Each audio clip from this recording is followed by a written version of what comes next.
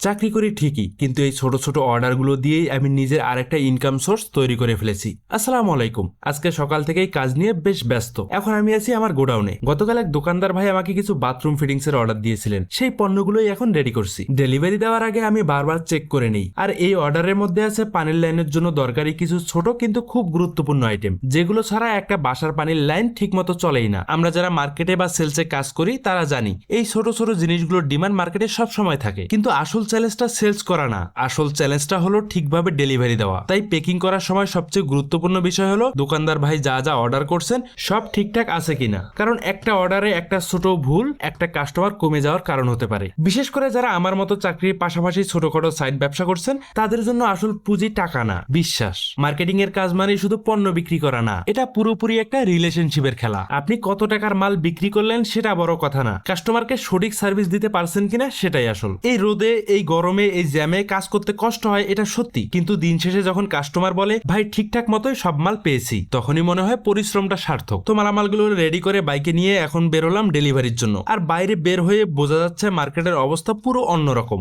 এখন রমজান মাসের একদম শেষ সময়, আর 2 দিন পরেই ঈদ। চারিদিকে ঈদের কেনাকাটার ভিড়, মানুষ শুধু জামা কাপড় আর খাবার দাবার নিয়েই বেশি ব্যস্ত। তাই তো এই সময়টাতে আমাদের এই স্যানিটারি, হার্ডওয়্যার বা ইলেকট্রিক সেক্টরটা একটু স্লো থাকে। তবে মজার একটা বিষয়ও আছে, যেমন ঈদের ছুটিতে যখন মানুষ বাড়িতে আসে তখন হঠাৎ করে ঘরের ছোটখাটো সমস্যাগুলো চোখে পড়ে। কোথাও বেসিনের কল নষ্ট, কোথাও বাথরুমের কোনো পাইপ বা ফিটিংস লিক হয়েছে, আর তখনই দরকার হয় এই ছোট ছোট আইটেমগুলোর। এই কারণে ঈদের ঠিক আগ মুহূর্তে আমাদের এই পণ্যগুলোর ডিমান্ড হঠাৎ করে একটু বেড়ে যায়। আর আমরা যারা এই সেক্টরে কাজ করি তাদের জন্য এই শেষ সময়ের ব্যস্ততাটুকুই অনেক গুরুত্বপূর্ণ। তো বেশ কিছুক্ষণ জ্যাম ঠেলে বাইক চালানোর পর অবশেষে চলে এলাম সেই দোকানদার ভাইয়ের দোকানে। দেখা যাক আজকের ডেলিভারিটা কতটা পারফেক্ট হলো। সবাই ভালো থাকবেন, আল্লাহ হাফিজ।